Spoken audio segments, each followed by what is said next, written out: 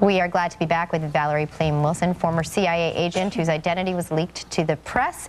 Before we get down to some more business, I want to know, you had 3-year-olds at the time, right? Mm-hmm. And I cannot imagine what it was like to, I mean, I try to balance work, Sherry. We've all done it, work and kids, never mind being a spy with kids. How did that happen? How did it go down? It's like every working mom. No, it's not like every working mom. Okay, I had a little unusual career, but it's the same. You feel guilty no matter where you are. And when they were really young, if I had to work on weekends, I would bring them in because they didn't know. What did you tell the other moms at the PTA meeting? No, she didn't tell them she was a spy. What did they think you did? That's what I'm saying. Yeah. Well, whatever my cover was at the time, consultant, they and and in Washington.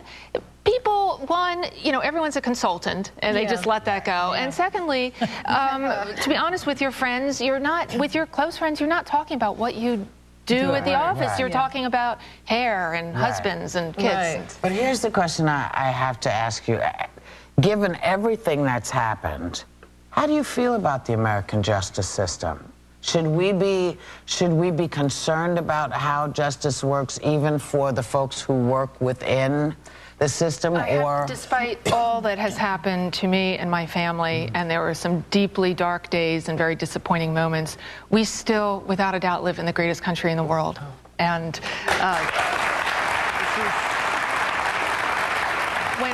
when I speak to groups, particularly young people, I always urge, please consider public service as a career. It doesn't have to be the CIA, but something to give back, something, it sounds corny, but is bigger than yourself. Well, anyway, you emerged from it victorious. You were right, you and your husband were right, and everybody knows it now, and they were wrong.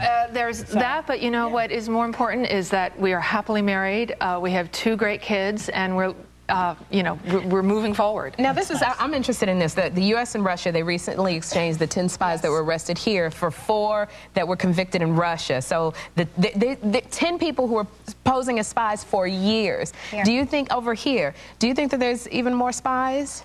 Well, from what I understand, the FBI was following them for close to a decade. So I'd like to think that they were able to pull in all those threads. Should I be looking at her? She could be a spy. Elizabeth, right here. That's right. You might want to look across the table, baby. I'm covert. I also want to ask you about the new documentary you have called Countdown to Zero. It actually makes the case for eliminating all nuclear weapons, and we have a clip of it, so check this out, then we'll talk. Without question, Iran is trying to get a nuclear bomb. They've made that very clear, despite their promises that they were only pursuing civilian, peaceful objectives for their nuclear program. They're really good at trying to bring things in that can be used for their nuclear program. The Iranians have worked very hard at disguising and hiding their facilities. Many of their facilities are in crowded urban areas and underground, extremely well protected from any sort of aerial bombing. You also believe bin Laden and al-Qaeda are determined to get them and use them on us. Really, is that where we're headed? I mean, you really believe this is going to happen, don't you? Oh, I do. I mean, from my experience in the CIA, I worked at that nexus of terrorism and WMD, and we are in a completely different world than where we were during the Cold War. You had that Cold War paradigm, bipolar world. Now, with the proliferation with terrorism, it is much more dangerous.